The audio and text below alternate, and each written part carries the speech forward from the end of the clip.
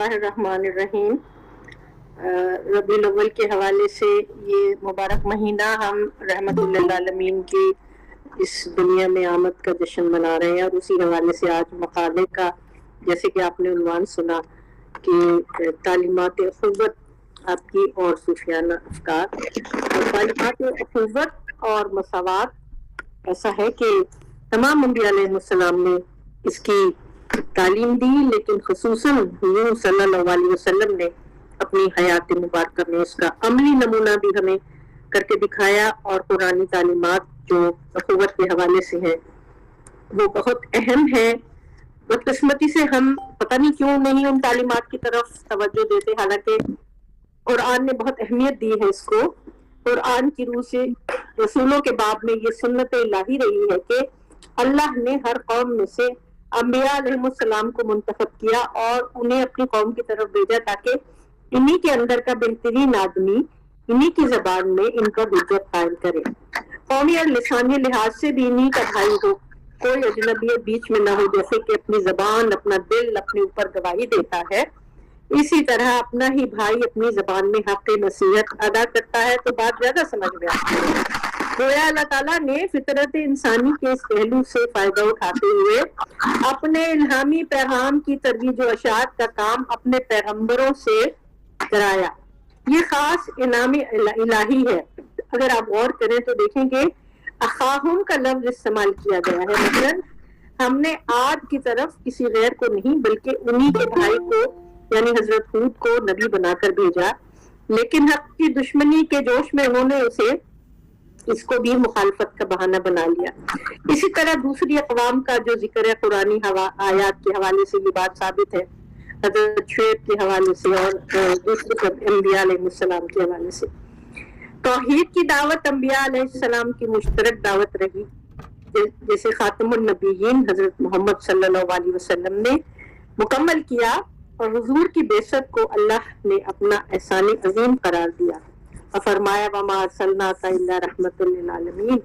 حضور کی بعثت حضرت ابراہیم علیہ السلام کی دعا کے جواب ہے جو انہوں نے کعبے کی دیواروں کو بلند کرتے ہوئے رب کے حضور رکھی تھی، اے ہمارے رب انہی میں سے ایک رسول مبعوث فرما دے جو ان کو تیری آیتیں پڑھ کر سنائے، انہیں کتاب سکھائے، حکمت کرنے والا، قبائل کو شیر و شکر کرنے والا۔ اتر کر ہرا سے سوئے قوم آیا اور ایک نسخے کیمیا ساتھ لایا، مسیح خام کو جس نے کندن بنایا، کھرا اور کھوٹا الگ کر دکھایا، عرب جس پہ قرنوں سے تھا جہل چھایا، پلٹ دی بس ایک آن میں اس کی کایا، رہا ڈر نہ بیڑے کو موجے ہوا کا، ادھر سے ادھر پھر گیا رخ ہوا کا۔ اب میں نے اس میں 41 پوائنٹس بنائے ہیں، خاص طور سے جو حضور کی تعلیمات اخوت اور رواداری کے حوالے سے جو آپ نے حکم دیے ہیں، اور یہ اقوال حدیث کی کتابوں میں موجود ہیں۔ اب میں جلدی ان سے گزرتی ہوں کیونکہ اور بھی باتیں کرنی ہیں۔ نمبر 1، جنگ کے علاوہ دشمن سے بھی نرمی کا حکم۔ نمبر 2، اپنے بھائی کے لیے بھی وہی پسند کرو جو اپنے لیے پسند کرو۔ نمبر 3، سختی نہ کرو۔ نمبر 4، لوگوں کے ساتھ خوشی سے پیش آؤ۔ نمبر 5، آپ نے محفل کے آداب بتائے۔ نمبر 6، آپس میں محبت اور شفقت کا حکم دیا۔ نمبر 7، زبان کی حفاظت کرنے کا حکم دیا۔ نمبر 8، غصے کو منع فرمایا۔ نمبر 9، مسلمان وہ جس کی زبان اور ہاتھ سے دوسرے مسلمان محفوظ رہیں۔ نمبر 10، برا بھلا کہنے پر اس کے لیے اجر کی دعا فرمائی۔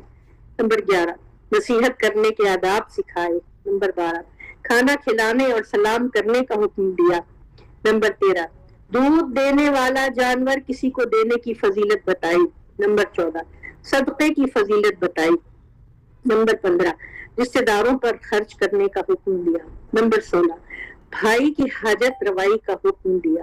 نمبر 17، عہد کی پاسداری کرنے اور یتیم کی کفالت کرنے کا حکم دیا۔ نمبر 18، غلام آزاد کرنے کا اجر بتایا۔ نمبر 19، قرض دینے اور لینے کے احکامات بتائے۔ نمبر 20، ہمسائے اور مہمان سے حسن سلوک کا ثواب بتایا۔ یہ میں نے آپ کے سامنے چند بیان کیے ہیں، اور اس میں ہم نے دیکھا کہ آپ نے اپنی زندگی میں عقائد تو درست کیے سب کے، اور آخرت پر عقیدہ، توحید کا عقیدہ، رسالت کا، لیکن سب سے زیادہ اہمیت جو دی ہے وہ معاملات پر، اور معاملات میں اخوت اور رواداری پر۔ بعثت نبوی کا یہ اعجاز تھا کہ وہ لوگ جو اپنی زندگی کا بیشتر حصہ جنگ و جدل میں گزارتے تھے، ان کو آپ نے اسلام کے پرچم تلے جمع کیا اور ان کو بھائی بھائی بنایا۔ قرآن پاک میں اللہ تعالیٰ نے مسلمانوں کے باہمی اتفاق و محبت کو ان پر گویا اپنا احسان قرار دیا۔ فرمایا کہ اے نبی، وہی اللہ تو ہے جس نے اپنی مدد سے مومنوں کے ذریعے سے تمہاری تائید کی اور مومنوں کے دل ایک دوسرے کے ساتھ جوڑ دیے۔ تم روئے زمین کی ساری دولت بھی خرچ کر ڈالتے تو ان لوگوں کے دل نہ جوڑ سکتے تھے، مگر وہ اللہ جس نے ان لوگوں کے دل جوڑے، یقیناً وہ بڑا زبردست اور دانا ہے۔ یہاں اس بھائی چارے اور باہمی الفت کی طرف اشارہ کیا گیا ہے جو اللہ تعالیٰ نے ایمان لانے والے اہل عرب کے درمیان پیدا کر کے انہیں ایک مضبوط جتھا بنا دیا تھا۔ حالانکہ اس جتھے کے افراد ان مختلف قبیلوں سے نکل کر آئے تھے جن میں صدیوں سے دشمنیاں چلی آ رہی تھیں، مگر یہ ایک دوسرے کے خون کے پیاسے لوگ جب اسلام قبول کر کے ملت اسلامیہ میں داخل ہو گئے تو ان پرانی دشمنیوں نے گہری دوستی کی شکل اختیار کر لی۔ خصوصاً مدینہ میں رہنے والے دو قبائل اوس اور خزرج کا معاملہ تو زیادہ ہی حیران کن ہے۔ اسلام لانے سے چند سال ہی پہلے ان کے درمیان ایک زبردست جنگ ہوئی تھی جس میں اوس نے خزرج کو اور خزرج نے اوس کو گویا صفحہ ہستی سے مٹانے کا فیصلہ کر لیا تھا۔ مگر اسلام لانے کے بعد نہ صرف یہ پرانی دشمنیاں ہی خواب و خیال ہو گئیں، بلکہ مکہ مکرمہ سے ہجرت کر کے آنے والے مسلمانوں کو بھی ان لوگوں نے وہ محبت اور امداد دی کہ تاریخ میں انہیں انصار کے معزز لقب سے یاد کیا جاتا رہا۔ یہاں ایک ریفرنس ہے، میں بعد میں ریفرنس بھی پوسٹ کر دوں گی آپ کے لیے۔ اخوت اسلامی تعلیمات کا ایک ایسا ستون ہے جس کی ضرورت عالمگیر معاشرے کو اتنی ہے جتنی اور کسی جذبے کی نہیں۔ دور حاضر کے انسان کو روحانیت میں اخوت اور اخوت میں روحانیت تلاش کرنی ہے جو ہم سب کی زندگیوں کو آسان بنا سکے۔ ذہن انسانی عالم ملکوت کی بالاتر دنیا سے تعلق پیدا کر کے ایک خاص فیضان الہی سے ایسا بلند درجہ حاصل کر لیتا ہے جسے اپنے طبعی قوا کے ذریعے حاصل کرنا ناممکن ہے۔ ریفرنس: تصوف کی راہوں میں ایسے مقامات منزل کی حیثیت رکھتے ہیں، لیکن منزل اس سے بھی آگے ہے۔ یہ بلند مقام حاصل کرنے کے بعد عوام الناس کے درمیان زندگی بسر کرنا اور ان کے درمیان محبت اور اخوت کے رشتے کو استوار کرنا، یہ اس سے بھی مشکل کام ہے۔ اہل دنیا اہل حال کی کیفیات قلبی سے آشنا نہیں ہوتے، وہ ان کی اس تڑپ کو نہیں سمجھ سکتے جس سے بے چین ہو کر وہ ٹوٹے ہوئے رشتوں کو جوڑنے کے لیے محنت کرتے ہیں۔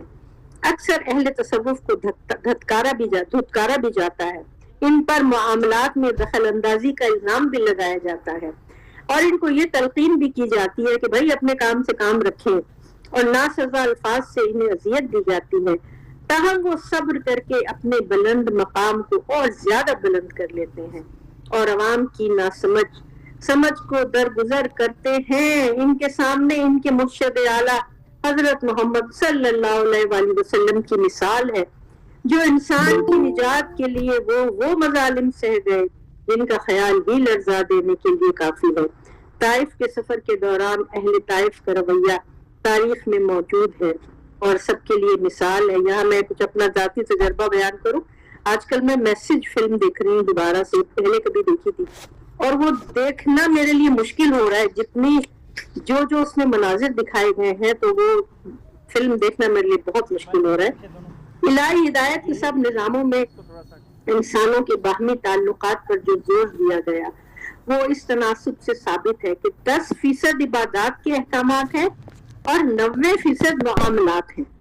معاملات ظاہر ہے انسانوں کے باہمی رشتہ و پیوند کے ساتھ منسلک ہے اور دنیا اور آخرت میں ہم انہی رشتوں میں بدے ہوئے ہیں۔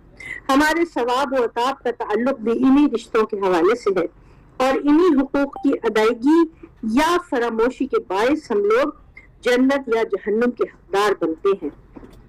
جہاں تک صوفیانہ افکار میں اخوت اور رواداری کا تعلق ہے مختلف مذاہب کے صوفیانہ خیالات میں اس جذبے کو جن زاویہ نگاہ سے دیکھا جاتا ہے وہ ایک الگ بات ہے، اور اگر آپ لوگ اجازت دیں گے تو انشاءاللہ آئندہ آنے والے وقتوں میں ان کا بھی ذکر کیا جائے گا۔ لیکن آج ہم اسلامی تصوف کا جائزہ لیتے ہیں، خاص طور سے اخوت اور رواداری کی تعلیمات کے حوالے سے۔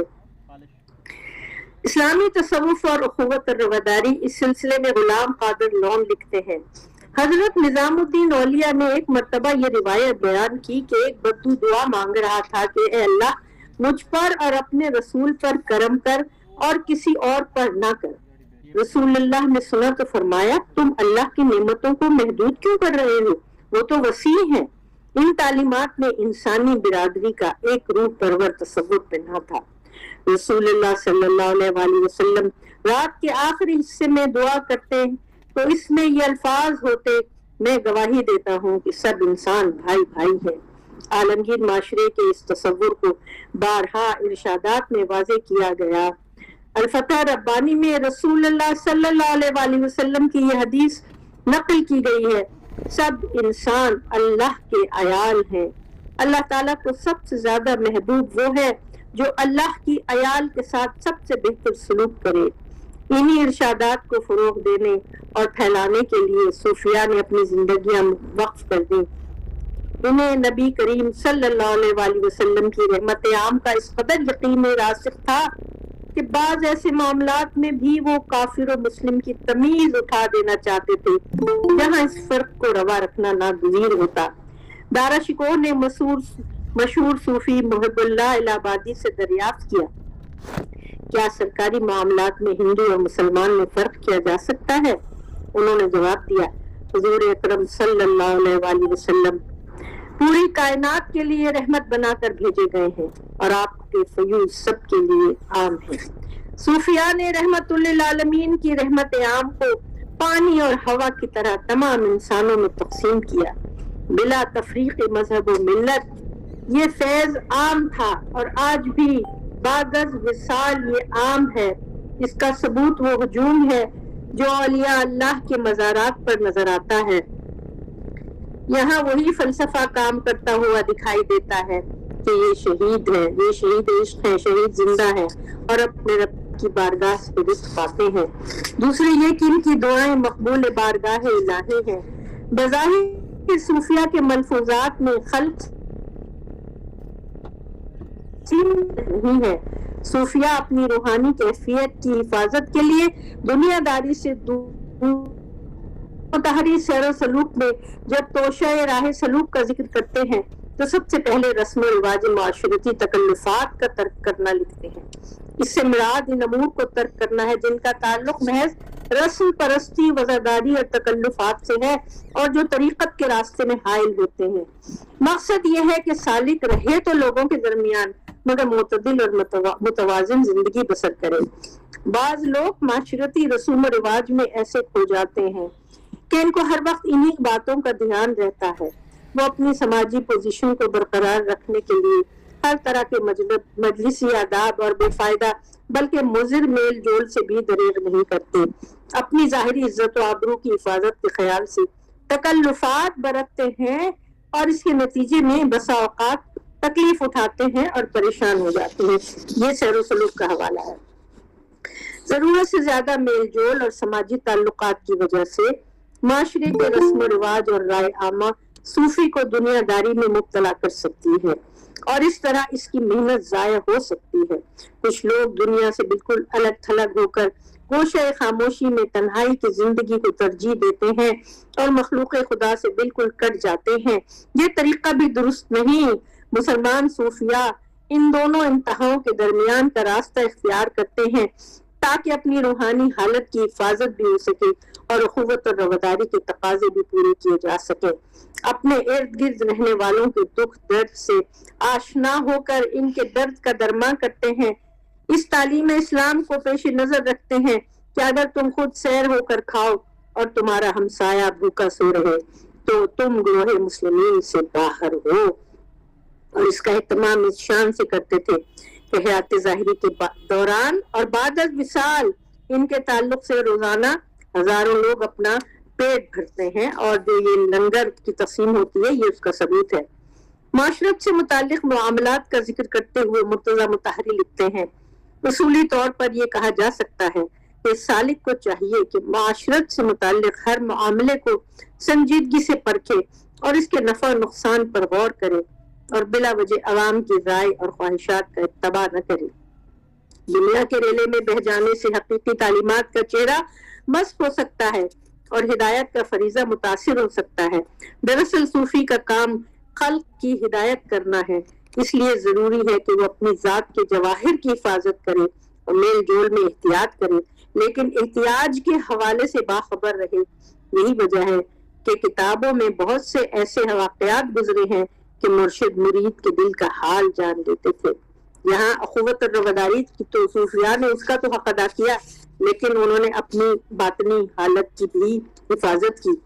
اسلامی تصوف دوستی اور اخوت کے فروغ میں اس حد تک مبالغے سے کام لیتا ہے جس کا اندازہ حضرت خواجہ ابو عبداللہ محمد بن فضیل کے اس قول سے کیا جا سکتا ہے: احسان یہ ہے کہ تو دوست کا احسان مند ہو، اگر اس نے تجھ سے کچھ لیا ہے، اور کیونکہ اگر وہ نہ لیتا تو تجھے ثواب نہ ہوتا، نیز اس نے تجھ سے سوال کیا اور تجھ ہی سے اس کو امید تھی۔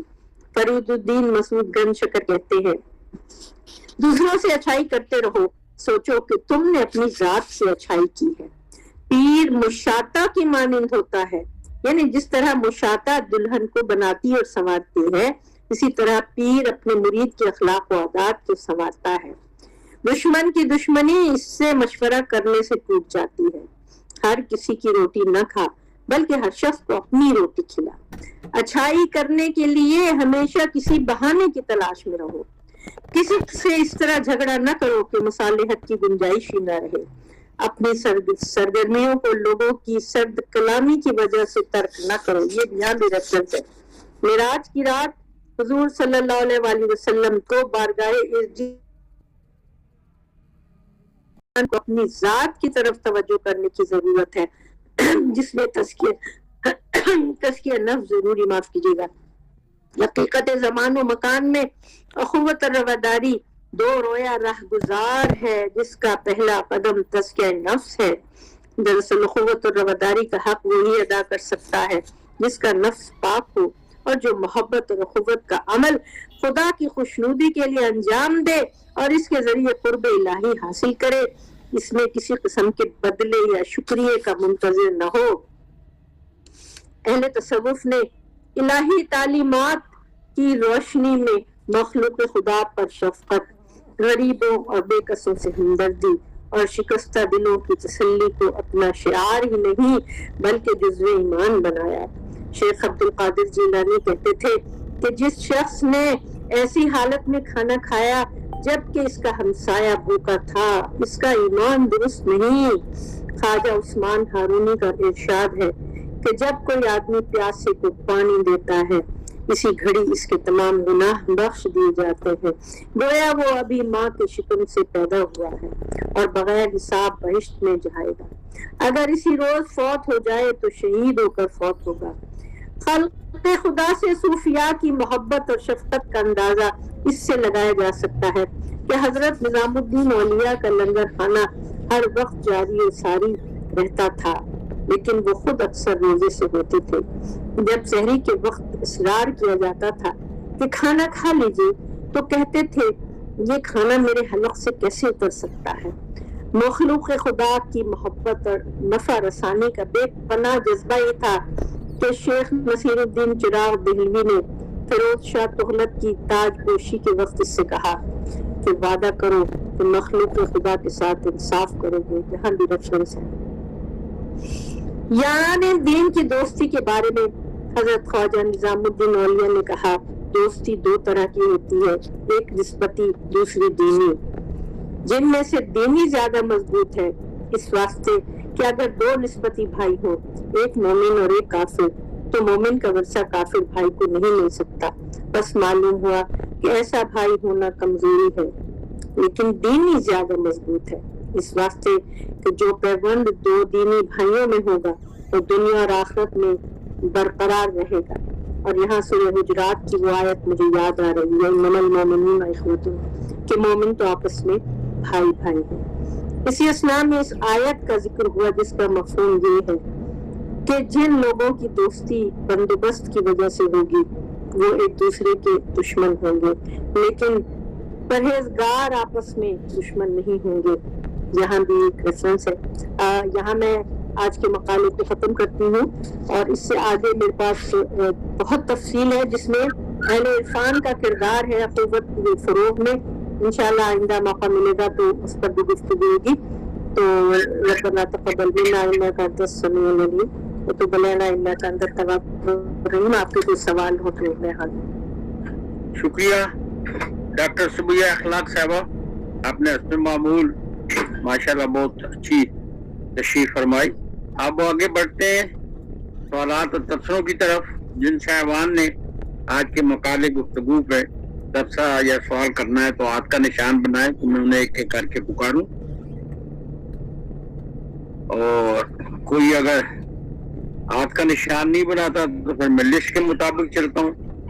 اور حسن شاہد صاحب کا نام پہلے آ رہا ہے لسٹ میں، جناب محترم حسن شاہد صاحب جی۔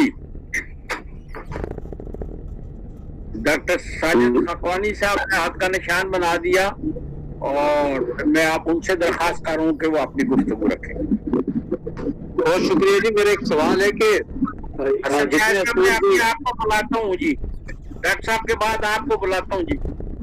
جی ڈاکٹر صاحب، بہت شاندار اور بہترین مقالہ تھا۔ میرا سوال یہ ہے کہ جو آپ صلی اللہ علیہ وسلم نے فرمایا کہ لا رہبانیت فی الاسلام، کہ اسلام میں کوئی رہبانیت نہیں ہے، لیکن جو نکات ابھی محترمہ نے پیش کی ہیں اس میں اکثر نکات میں رہبانیت یا ترک دنیا یا ترک انسانیت یا یہ جو تنہائی پسندی اور مخلوق سے دوری کا درس ملتا ہے، تو اس میں کیسے تطبیق ممکن ہے؟ شکریہ جی، بہت اچھا سوال ہے۔ بالکل رہبانیت نہیں ہے اسلام میں، اور یہی فرق ہے اسلامی تصوف اور عیسائی اور دوسرے مذاہب کے، بدھزم کے یا ہندوازم کے یا جینزم کے جو مسٹیسزم ہے ان میں اور اسلامی تصوف میں یہی فرق ہے۔ لا رہبانیہ فی الاسلام، کہ اسلام میں کوئی رہبانیت نہیں ہے اور ترک دنیا کی کوئی اجازت نہیں ہے۔ صرف یہاں جو میں نے عرض کیا تھا مطلع مطہری کے حوالے سے، جو انہوں نے کہا تھا کہ احتیاط کریں کہ معاشرتی وہ رسوم و رواج جن کی کوئی ایسی خاص اہمیت بنیادی حوالے سے نہیں ہے، وہ صرف لوگوں نے اپنے ایک گھر لیے ہیں اور ان کو بلا وجہ بہت زیادہ اہمیت دینے لگے ہیں اور ان کے اوپر بے حساب مال بھی خرچ کرتے، وقت بھی خرچ کرتے ہیں، توانائیاں بھی خرچ کرتے ہیں جس کی کوئی ضرورت نہیں ہوتی۔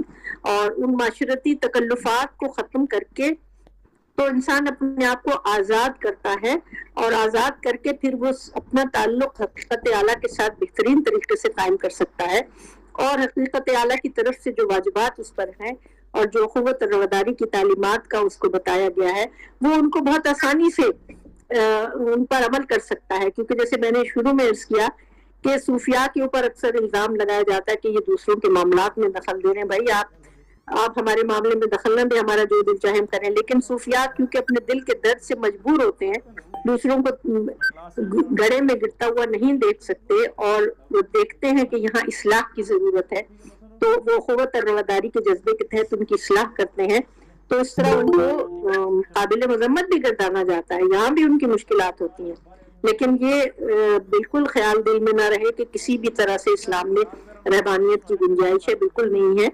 اور جنہوں نے رہبانیت اختیار کی وہ انہوں نے دوسرے مسٹسزم سے متاثر ہو کر، دوسرے تصوف سے متاثر ہو کر، عیسائیوں کے اور یہودیوں کے، وہ بھی اس پر بھی میں نے تفصیل سے کام کیا، آپ اجازت دیں گے تو میں عرض کروں گی کہ ان سے متاثر ہو کر کیا ہے، لیکن اسلامی تصوف میں کہیں بھی گنجائش نہیں ہے ترک دنیا کی، رہبانیت کی۔ وہاں میرے مقالے کا تو عنوان ہی تصوف کی تعلیمات میں اخوت اور رواداری ہے، تو اگر اخوت اور رواداری کو نکال دیا جائے تو پھر رہبانیت کا شائبہ پیدا ہوتا ہے نا، لیکن ہم تو کام ہی اخوت اور رواداری پہ کر رہے ہیں، اس لیے یہاں رہبانیت کا کوئی شائبہ نہیں ہے۔ جزاک اللہ۔ شکریہ ڈاکٹر صاحبہ۔ جی شاہد حسن صاحب، آپ اپنی گفتگو رکھیں جناب۔ جناب علی، السلام علیکم ورحمۃ اللہ وبرکاتہ۔ ڈاکٹر صاحب کی ہمیشہ کی طرح ترتیب اور سلیقہ اور طریقہ انتہائی پسندیدہ ہی ہوتا ہے. تو اب چونکہ نیکسٹ ٹائم وہ عرفان پر کچھ ڈیپتھ میں بات کریں گی، تو میں صرف یہ گزارش کرنا چاہ رہا تھا کہ یہ جو تصوف کی ٹرمز ہیں سیر اور سلوک، اس پر ذرا تھوڑی سی روشنی ڈال دیجیے گا. خاصی حد تک مس انڈرسٹوڈ ہیں، مگر سلوک جو ہے وہ تو سورہ نوح کی جو آیت ہے لِتَسْلُكُوا سُبُلًا فِجَاجًا، وہ اس سے ماخوذ بھی بنتی ہے. تو یہ میری ریکویسٹ ہے ڈاکٹر صاحبہ سے کہ نیکسٹ ٹائم اس پر وہ ذرا تفصیل سے بات کر لیں، تاکہ ٹرمز جو ہیں وہ ہم لوگ بغیر سمجھے ہوئے اس کو استعمال کرنے لگتے ہیں. تو یہ تو میں بالکل ایگری کرتا ہوں جو ڈاکٹر صاحبہ نے ابھی رہبانیت کے حوالے سے ایکسپلینیشن دی. اور دیکھیے نبی صلی اللہ علیہ وسلم غار حرا میں جاتے تھے تو اکیلے ہی آئسولیشن میں ہی ہوتے تھے اور اللہ سے رابطے میں ہوتے تھے. ہرگز اس کو رہبانیت نہیں کہا جا سکتا ہے. تو یہ میں گزارش کرنا چاہ رہا تھا. بہت شکریہ. شکریہ شاہد حسن صاحب. ڈاکٹر یاسر حسین سبتی الخیری صاحب جو ہمارے اس پروگرام کے منتظم بھی ہیں، میں ان سے درخواست کر رہا ہوں کہ وہ اپنی بات رکھیں. ماشاءاللہ ہمیشہ کی طرح ڈاکٹر صبیہ اخلاق صاحبہ نے بہت ہی اچھے انداز کے ساتھ مقام پیش کیا، اور ابھی اگر 10 منٹ اور بھی یہ اس کو مزید گہرائی میں جاتی تو میں زیادہ یقیناً لطف آتا. آج معمولی طور پہ 10 منٹ پہلے انہوں نے ختم کیا ہے، تو میں بھی ذرا کہیں آؤٹ ہوں لیکن ساتھ ساتھ پروگرام سن رہا ہوں. تو میں اس وقت میں بس حاضری لگانا چاہتا ہوں کہ اللہم صلی علی محمد وعلی آل محمد کما صلیت علی ابراہیم وعلی آل ابراہیم انک حمید مجید. یہ مائک بند فرما لیں. شاید حسن صاحب ذرا ڈسٹربنس ہو رہی ہے. جی سارا سید صاحبہ. میں ان دونوں کی بات کا ذرا جواب دے دوں. حسن صاحب تقریباً 6-8 مہینے پہلے میں نے جب تصوف کا کے آغاز کے لیکچرز تھے، 3-4 لیکچرز تھے، اس حوالے سے شاید آپ اس میں نہیں تھے. اس میں یہ اصطلاحات کے حوالے سے بھی بات ہوئی تھی اور سیر و سلوک کے حوالے سے بھی یہ باتیں ہوئی تھی کہ سالک راہ خدا جو ہے وہ کس طرح اس کی منازل کیا ہیں، کس طرح توبہ سے وہ شروع کرتا ہے، وہ راستے کے کٹھنائیوں کو کس طرح طے کرتا ہے، اور کہاں کہاں اس کو وسواس کا سامنا کرنا پڑتا ہے، کہاں کہاں اس کو نفس کی مخالفت کا سامنا کرنا پڑتا ہے، کہاں اسے مخلوق کی مخالفت کا سامنا کرنا پڑتا ہے، اور کس طرح وہ مشکلات میں کبھی کبھی انتہائی قبض کی کیفیت میں چلا جاتا ہے، کبھی کبھی بسط کے عالم میں ہوتا ہے. اور اس طرح یہ سارے جو راہیں ہیں یہ بہت خاردار کٹھنائیاں صحرا میں سے گزرنا ہے، اور یہاں سے اپنے آپ کو سالم لے کر حقیقت اعلیٰ تک رسائی جو ہے وہ آسان کام نہیں ہے. بہت سے لوگ اسی میں گمراہ ہو کر اپنا ہوش و حواس بھی کھو بیٹھتے ہیں. اس لیے مرشد کی ضرورت پر بہت زور دیا گیا ہے کہ مرشد کا ساتھ ہونا ضروری ہے، مرشد کی رہنمائی ضروری ہے، جو کہ گمراہی کے وقت یا کسی بھی ایسے مشکل وقت میں ہاتھ پکڑ کے سالک کو اس کی منزل تک پہنچا سکے.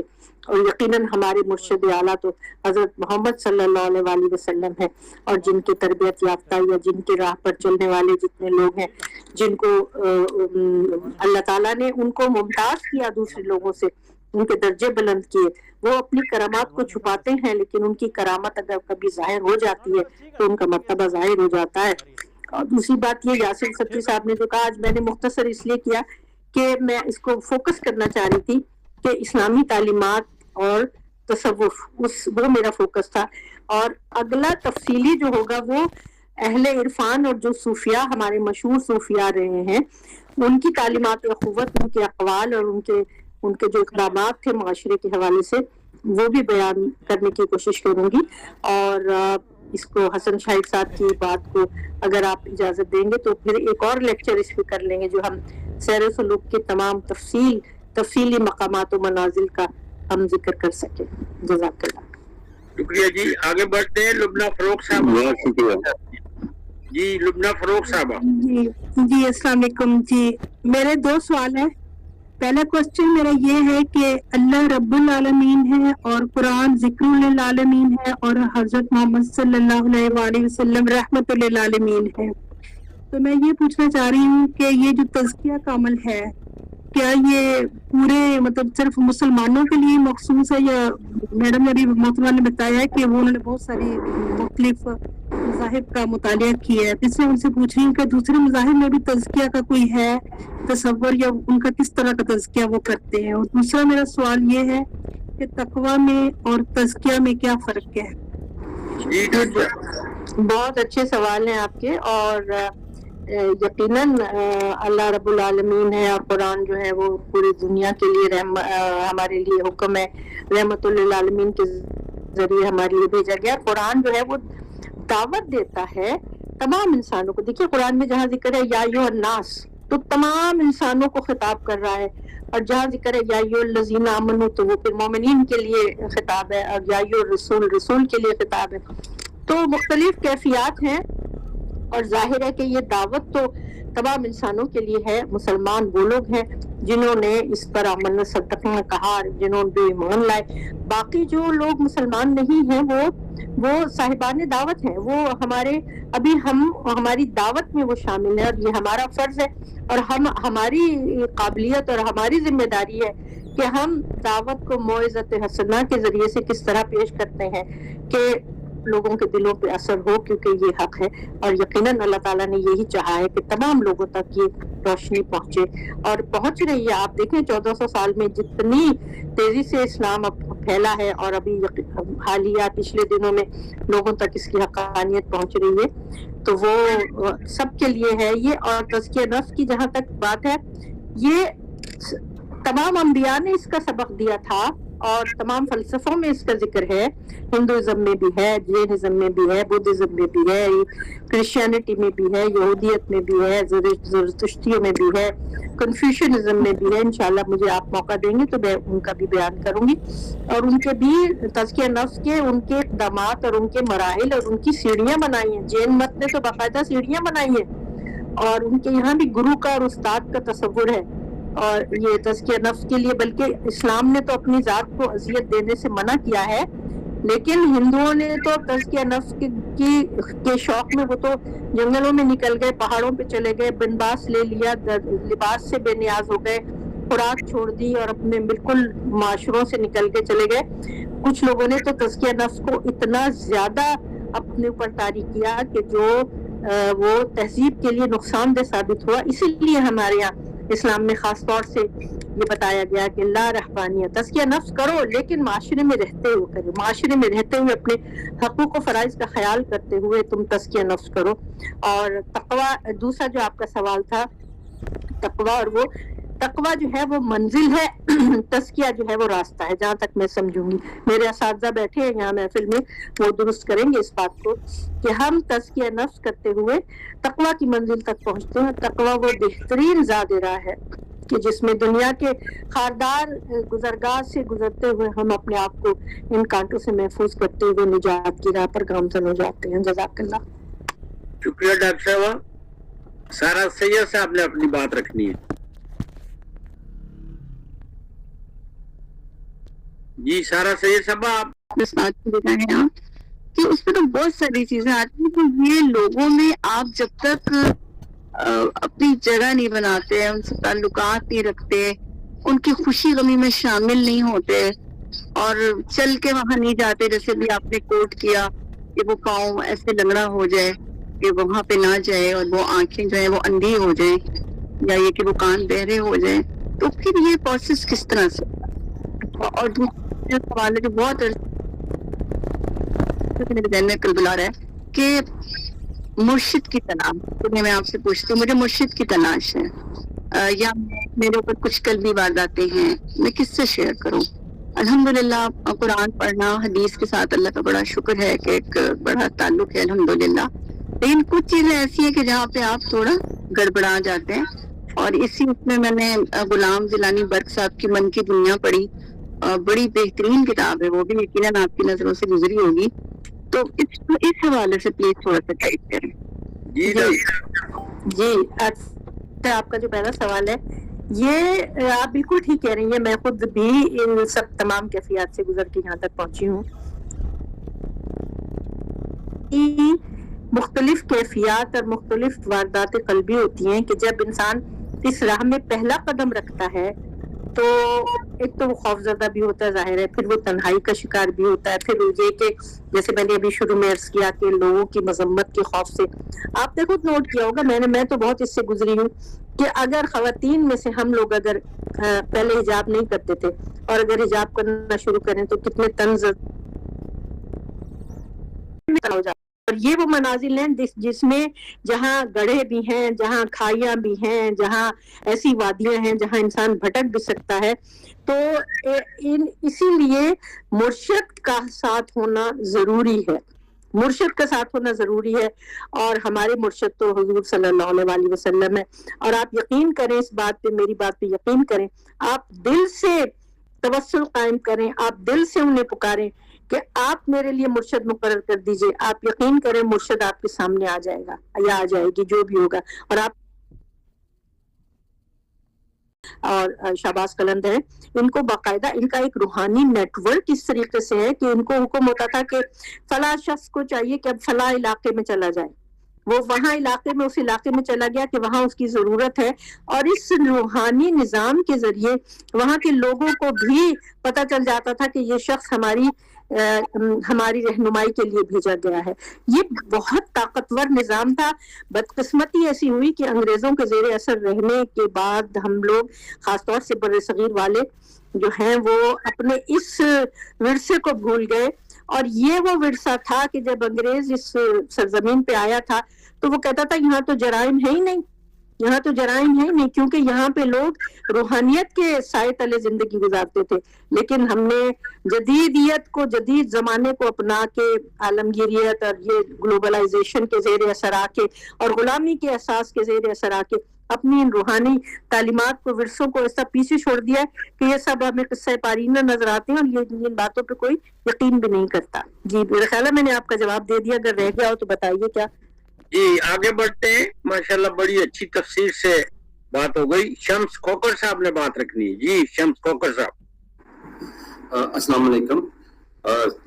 بہت شکریہ سر، آپ نے موقع دیا. محترمہ ڈاکٹر صبیحہ بانو صاحب سے ریکویسٹ یہ کرنی تھی کہ آج کے دور میں اگر دیکھا جائے تو شاید ہمارے جو نئی نسل اور یہ جو ہمارے پاس اساتذہ کی ایک جو کیڈر ہے وہ شاید ان چیزوں کے اوپر تو توجہ ہی نہیں کر رہی کہ ہمیں ان بچوں میں سے آہستہ آہستہ کچھ لا ایسی ڈیولپ کرنی ہے جو جا کے اثار اور قربانی اور اس طرح کی چیزوں کو، اخوت کو پروموٹ کرے.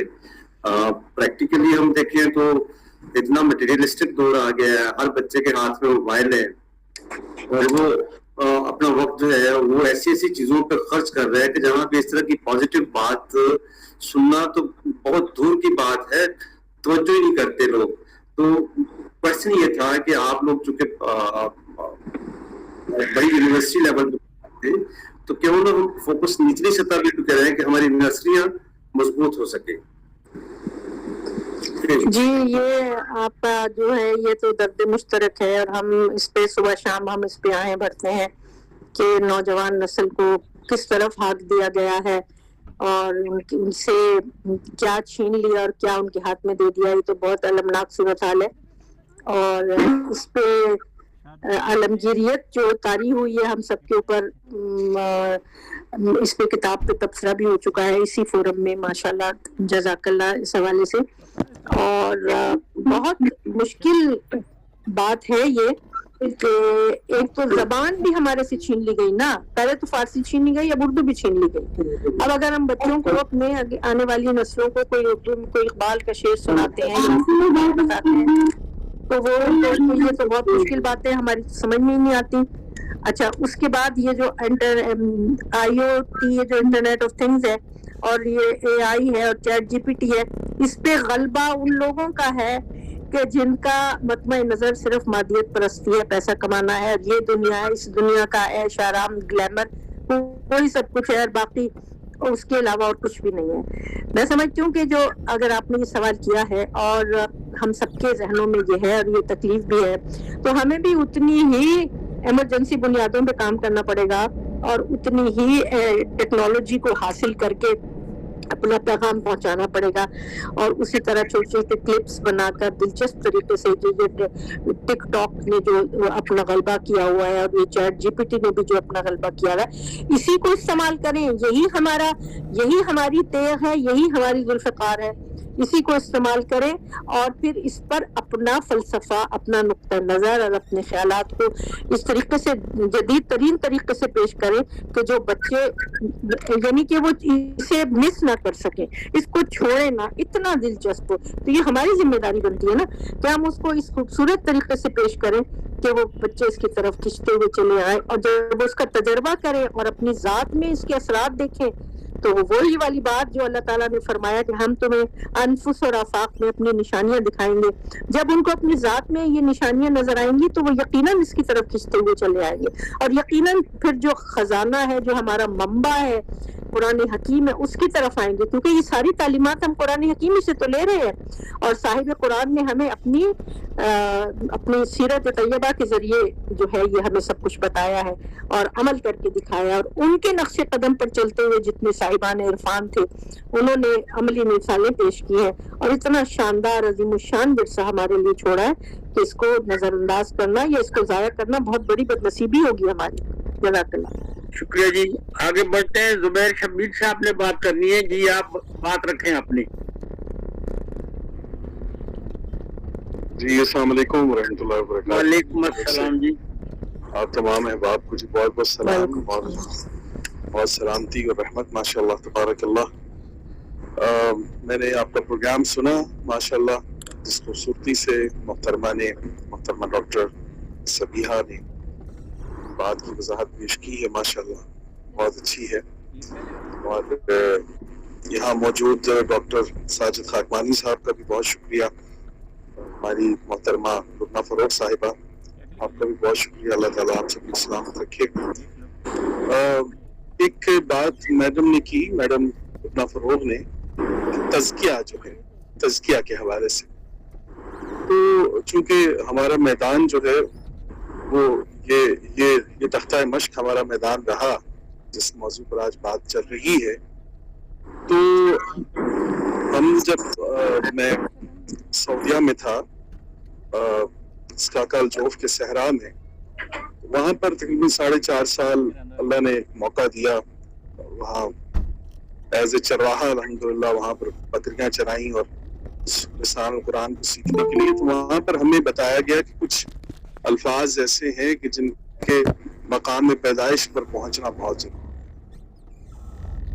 तो तज़किये का जब लफ्ज आया तो ये हमें बड़ी एक दिल में ख्वाहिश पैदा हुई कि किसी तरीके से इसके मकाम पैदाइश पर पहुंचा जाए, इस लफ्ज के मकाम पैदाइश पर। तो जनाब हमारे साथ जो बद्दू थे वो हमें ले गए, एक इलाका था उसका नाम था खोआ। वहाँ एक मिस्री नौजवान जो था अरबी, वो वहाँ पर मिट्टी के बर्तन बनाता था। तो उसे उस पूजा घर के पास हमें वो ले गए, और वहाँ जब हम गए तो देखा, तो उसे कहा कि यहाँ पर 2 अल्फाज पैदा होते हैं अरबी जुबान के जो कि कुरान करीम में इस्तेमाल हुए हैं। एक है ज़क काफ किताब वाला, और एक है ज़िक काफ कैंची वाला। हमने कहा कि अच्छा ये बताइए जी, ये कैसे यहाँ पर पैदा होते हैं? तो उन्होंने बाकायदा तौर पर ये दिखाया कि जनाब वो जो कुम्हार था, बर्तन बनाने वाला, उसने अपनी चाक पर एक मिट्टी रखी और फिर वो पाँव अपने पैडल चलाता और वो घूमता, वो जो उसका तख्ता था, और फिर वो अपने गीले हाथ लेकर उस मिट्टी के बदन पर घुमाने लगता। तो जनाब वो एक तसव्वुर और वो एक ख्याल जो उसके जहन में था उस शाहकार का, अब वो मिट्टी जो गुंदी हुई मिट्टी है वो अब एक शाहकार की सूरत में दिखाई देने लगी है। तो जो जायद जरूरत मिट्टी उस शाहकार से अलग हो रही थी, उसे अरबी जुबान में कहते हैं जिक, काफ कैंची वाला, काफ कैंची वाला। तो जिक जो है वो फजले को भी कहा जाता है, जो इंसानी जिस्म से अलग हो जाता है क्योंकि वो ज़ायदा ज़रूरत होता है, जिक काफ कैंची वाला।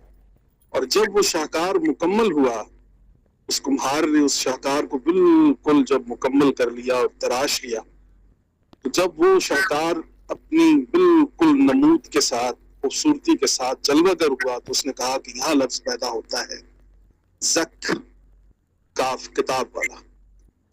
उन्होंने कहा कि यहाँ इस जक पर दो अल्फाज इस जमीन पर पैदा हुए जो बड़े अल्फाज, एक तो ज़कात, एक तज़किया।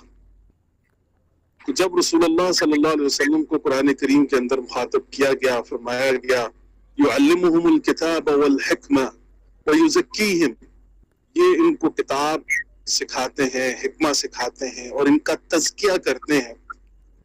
तो बताया गया कि रसूलुल्लाह सल्लल्लाहु अलैहि वसल्लम ने अपने किरदार से, आप सल्लल्लाहु अलैहि वसल्लम ने बिल्कुल उस शाहकार की तरह इंसानियत के साथ भी यही सलूक रवा रखा कि ज़ायद ज़रूरत तमाम मिट्टी शाहकार से जब अलग की गई तो एक खूबसूरत शाहकार निखर कर सामने आ गया।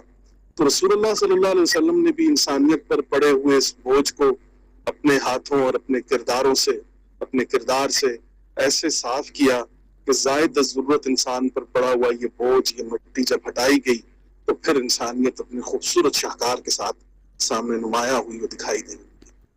तो वहाँ ये अल्फाज जब हमारे सामने आए तो हमें पहली दफा मालूम हुआ कि फिजिकली तौर पर किसी भी लफ्ज के मकामी पैदाइश पर जब पहुंचा जाए तो वो तज़किया जो है वो किस रंग का होता है।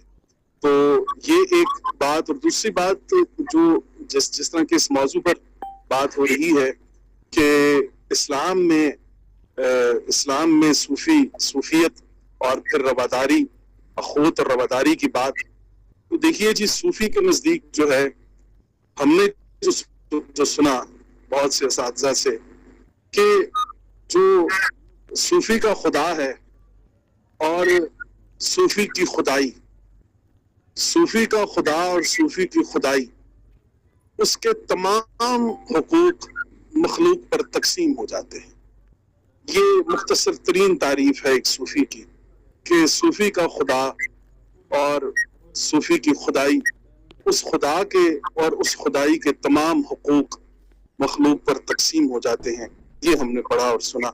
बाकी मैं आप तमाम अहबाब के लिए दुआ हूँ, अल्लाह पाक आप सबके दिल पर तस्कीन कुरान नाज़िल फरमाए और अल्लाह आपको मोहब्बत मोहम्मद सल्लल्लाहु अलैहि वसल्लम अता फरमाए। आमीन या रब्बल आलमीन। शुक्रिया जनाब ज़ुबैर शबीर साहब, बहुत अच्छा तबसरा आपने फरमाया। आगे बढ़ता हूँ, मैं ज़मान रांझा साहब से दरख्वास्त कर रहा हूँ कि वो अपनी बात रखें। जी बहुत शुक्रिया अमीर साहब, बहुत ही खूबसूरत और वेल आर्टिकुलेटेड मुश्किल मौजू के ऊपर एक अदमाना गुफ्तगू फरमाई डॉक्टर साहबा ने। और ये एक पेचीदा मसला है और इसमें काफ़ी सारी आलाइशें भी शामिल हो चुकी हैं, तो ये आसान बात नहीं है इसमें से गुजरना। और ये पुलसरात कह लें या फूलों की सेज नहीं है इस मौजू पे बात करना भी। तो तज़किया के ऊपर ज़ुबैर साहब ने बहुत ही खूबसूरत तबसरा फरमाया, बहुत ही खूबसूरत मिसाल दी जो कि आम लोगों का ज़हन जो है उसको कबूल कर सकता है। तो मुझे ये थोड़ी सी समझ आती है, मैं ये तसव्वुफ़ की बहुत ज़्यादा इस्तिलाहात से वाकिफ़ नहीं हूँ, लेकिन जैसे हम कहते हैं कि एक लेटर एंड स्पिरिट, एक चीज़ है वो अल्फाज हैं, उनके ज़ाहिरी मानी हैं, और एक उनका मफहूम है जिसको हम स्पिरिट कहते हैं कि उसके अंदर कहना कर जाते हैं। तो ये दोनों में उलूम ज़ाहिरी हैं और उलूम बातिन है। एक ज़ाहिरी तहारत है, एक तहारत बातिन है। जो तहारत बातनी है उसमें सूफिया ने काम किया, उनका नाम सूफी पड़ गया।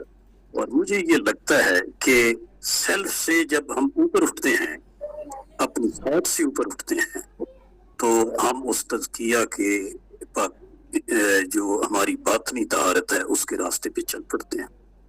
और किसी सूफी ने कहा है कि हर की खिदमत कर او مخدوم شد، ہر کرا خود بین او محروم شد. وہ آدمی جو دوسرے لوگوں کی خدمت کرتا ہے ایک وقت آتا ہے کہ وہ مخدوم ہو جاتا ہے، لوگ اس کی خدمت شروع کر دیتے ہیں. اور وہ آدمی جو اپنی طرف دیکھتا ہے، اپنے پیٹ کی طرف دیکھتا ہے، وہ ایک وقت آتا ہے کہ وہ ہر چیز سے، دوست احباب سے، رشتے داروں سے محروم ہوتا ہے. تو ساری یہ درمیان میں کال آ گئی تھی میری، آج کال بھی چل رہی. تو یہ ہے کہ سیلف سے اوپر اٹھنے کا نام ہے، اور اس میں جن لوگوں نے اس پہ کام کیا وہ میں سمجھتا ہوں کہ اس میں پارسائی اور پرہیزگاری کا جو لیول ہے وہ یہ ہے کہ پارسا ہو اور پارسا نظر نہ آئے.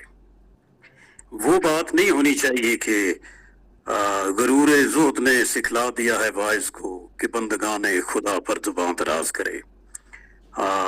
اس کی ذات ہے، وہ جس کو چاہے وہ کم علم پہ رحم کرے، کم عبادت گزار پہ کرے.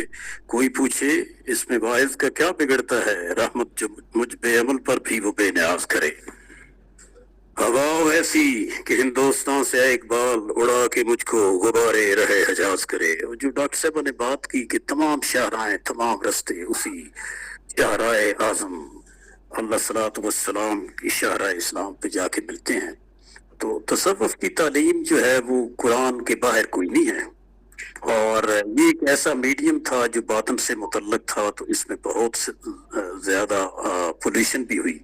اور جو مرشد کی بات کی گئی کہ مرشد کو ڈھونڈنا ہے، تو وہ بقول غالب کے درد ہو دل میں تو دوا کیجئے، دل ہی درد ہو تو کیا کیجئے. اگر مرشد ہی گمراہ ہو تو اس کا پیروکار کیا کرے گا. تو آج کے فی زمانہ ان تعلیمات کا ہم رہنمائی حاصل کر سکتے ہیں. ظاہری علم تو ہمیں نظر آتا ہے، لیکن باطن جو ہے وہ بڑا مشکل سا کام ہے. اس میں بہت زیادہ لوگ گمراہ ہوئے، لوگوں کو گمراہ کیا گیا. اور اس وقت جو علوم ظاہری کا میڈیم ہے وہ اتنا پولوٹ ہو چکا ہے، اس میں لوگ ایکسپلائٹ کر رہے ہیں. اور باطن کا کیا حال ہوگا. تو اللہ تعالیٰ ہم پہ رحم فرمائے. اور وہ یہی ہے کہ اس میں جو توازن رکھنا ہے، جیسے راہبانیت کی بات ہوئی، تو وہی جو اقبال کہتے ہیں کہ خودی کے زور سے دنیا پہ چھا جا، مقام رنگ و بو کا راز پا جا. اور رہنا کیسے ہے کہ برنگے بحر ساحل آشنا رہے، کفے ساحل سے دامن کھینچتا جا. کہ سمندر کی طرح ساحل ہونا بھی چاہیے، ساحل کا علم بھی ہونا چاہیے، لیکن اس ساحل کی علائشوں سے دامن کھینچتا جا. کیونکہ آپ کی جو روانی ہے سمندر کی، وہ سمندر کے مرکز میں ہے. تو یہ ایسے ہی ہے کہ ایک گلاس میں یا ایک سراہی میں کوئی مشروب ہے، تو ظاہری علوم اس سراہی کو دیکھ رہا ہے، لیکن علوم باطن جو ہے وہ اس مشروب کو دیکھ رہا ہے. تو یہی بات ہے کہ جو لوگ، جن لوگوں نے اس پہ کام کیا، اپنے مذہب کو اپنایا، قرآن کی تعلیمات کی روح کو اپنایا، وہ پھر اس مقام پہ پہنچے کہ سید حجویر مختوم امم، مرکد او پیر سنجر را حرم، خاک پنجاب از دم او زندہ گشت، صبح ماہ از میرے او تابندہ گشت. بہت اچھا، بہت مبارکباد آپ سب کو، بہت اچھا میں نے مقالہ پڑھا. شکریہ جی. اب ہم پروگرام سے 3 منٹ اوپر چلے گئے ہیں. میں آج کی صدارت فرمانے والے جناب ضیاء الرحمان صاحب سے درخواست کر رہا ہوں کہ وہ صدارتی خطبہ عطا فرمائیں. محترم جناب ضیاء الرحمان صاحب. السلام علیکم. وعلیکم السلام. اللہ کی سلامتی ہو آپ کے اوپر اور اس کی رحمت ہو. کیسی خوبصورت محفل ہے، کون سی جگہ؟ جس میں ذکر محمد ہے اور باتیں صفا کی ہو رہی ہیں، زکیہ علم کی ہو رہی ہے. رسول وسلم کو ہمارے لیے زکی بنا کے بھیجا گیا، جو زکی ہے اور جو بات یہ کہ خودی میں ڈوب کر پا جا سراغ زندگی، خودی میں ڈوب کر پا جا سراغ زندگی. تو میرا نہیں بنتا تو نہ بن، اپنا تو بن. اپنا بن جانا ہی اور اپنے آپ کو پہچاننا ہی میرا یہ خیال ہے کہ من حرف ربہ، من حرف نفسہ فقد حرف ربہ. یہ ہے، سنیں میں نے مقالہ میڈم کا بہت کمال کا مقالہ انہوں نے تیار کیا، اور میڈم سبیہ کی بات کر رہا ہوں، اس پہ سارا سید نے بھی بات کی، اس پہ زبیر صاحب نے بھی بات کی. کتنی خوبصورت باتیں ہیں کہ کہا کہ دنیا کے ریلے میں بہ جانے سے انسانی اوصاف گم ہو جاتے ہیں. اور پھر یہ بھی کہا گیا کہ خرقہ جو ہے حضرت علی کو عطا کیا. کیوں حضرت علی کو عطا کیا؟ کہ وہ پردہ پوشی کرے گا. اللہ مستر غورتی و آمین روحتی. اللہ تعالیٰ سے بھی ہم دعا کرتے ہیں کہ ہمارے گناہوں کو کی پردہ پوشی کرے، رسول اللہ صلی اللہ علیہ وسلم کے سامنے بھی اور پوری دنیا کے سامنے بھی. وہ علامہ اقبال نے کیا کہا تھا کہ اگر اشاب ناگزیر از نبائی از نگاہ محمد پنہا بگیر. ہم تو ڈرتے ہیں کہ رسول اللہ صلی اللہ علیہ وسلم کے عاشق ہونے کا دعویٰ کرتے ہیں اور پھر اس عشق کو نبھا بھی نہیں سکتے. ورنہ یہ جو ربانیت ہے، ربانیت نہیں، اس کو تھوڑا سا نام اس کو تبدیل کریں. ہمارے لیے مراقبہ امپورٹنٹ ہے کہ آئسولیشن. رسول اللہ علیہ وسلم غار ہرا میں جاتے تھے، آئسولیشن کرتے تھے. کپل وستو کا شہزادہ جو تھا وہ چلا گیا اپنی شہزادگی چھوڑ کے، اور اس نے مراقبہ کیا اور محتاط بن گیا. اب ایسے کرنے کے لیے ایسے محمد پیش کیا گیا. حضرت شیخین کیا تھا، وہ کس لیے پیش کیا گیا؟ وہ بھی کوئی صوفی ہے. باقی زیادہ باتیں میں کرتا نہیں ہوں. میں کہتا ہوں کہ یا وسطی افلاق میں تکبیر مسلسل، یا غاش خاک یا ہوش میں تسبیح و مناجات. کیا یہ مراقبہ ہے؟ ہم خاک یا ہوش میں چلے جائیں اور تسبیح و مناجات کریں؟ نہیں، بلکہ یہ کہا گیا کہ جب آپ کو بلایا جائے نماز کے لیے تو آ جاؤ، سب کچھ دنیا کا کام چھوڑ کے آ جاؤ، اور پھر جب نماز ہو جائے پھر اذا قضیت الصلاۃ فانتشروا فی الارض وابتغوا من فضل اللہ. نماز آپ کا ایک مراقبہ ہے جس میں آپ دنیا سے کٹ جاتے ہیں، صرف اللہ کے ساتھ ہو جاتے ہیں. سبحانک اللہم، اے اللہ تو پاک ہے، تو پرفیکٹ ہے، تو اکمل ہے، تو کامل ہے. وہاں پہ اللہ تعالیٰ سے آپ کی بات چیت شروع ہوتی ہے. اور پھر ایک موقع ایسا بھی آتا ہے جب آپ اپنے اسی مراقبے میں کہتے ہیں کہ السلام علیکہ ایھا النبی، اے نبی آپ کا سلام کیو. کس سے مخاطب ہیں آپ؟ وہاں پہ کس سے مخاطب ہے جب نماز میں انٹر ہوئے؟ سبحانک اللہم وبحمدک. اتنی سی بات ہے، باقی لمبی بات کرتے نہیں ہے کیونکہ وقت بھی ختم ہو چکا ہے اور مجھے زیادہ بولنا بھی نہیں آتا ہے. بہت شکریہ آپ لوگوں کا، آپ نے سنا مجھے. اللہ جو ہے آپ کے اوپر رحمت کرے، رحمت کنت کی آسمان پاک کی نظرہ. پھر سنیں گے. میڈم کو تو بار بار سننے کو دل کرتا ہے کہ یہ بہت اچھی تیاری کر کے آتی ہیں. Thank you madam, thank you Zubair صاحب. السلام علیکم. السلام علیکم. ماشاء اللہ ضیاء الرحمان صاحب، آپ نے بہت صدر محترم بہت اچھی گفتگو فرمائی. اب ہم اختتام کی طرف بڑھتے ہیں اور آج کے پروگرام کے منتظم محترم جناب ڈاکٹر یاسر حسین ستی الخیری صاحب سے درخواست کرتا ہوں وہ شریک حضرات اور خواتین کا شکریہ ادا فرما دیں. السلام کی نظر عنایت کے آج ایک بار پھر یہ پروگرام بڑے اچھے انداز کے ساتھ پایا تکمیل تک پہنچا. اس پروگرام میں جتنے بھی حضرات و خواتین نے شرکت فرمائی سب کا بہت بہت شکریہ. اگلی جمعرات کو انشاءاللہ تصوف کے کسی نئے موضوع کے ساتھ پھر ملاقات ہوتی ہے. سبحان ربک رب العزت عما یصفون وسلام علی المرسلین والحمدللہ رب العالمین. جزاک اللہ. جی آپ سب لوگوں کا شکریہ، عزت افزائی کا اور مقالے کو پسند کرنے کا، حوصلہ افزائی کا بہت بہت شکریہ.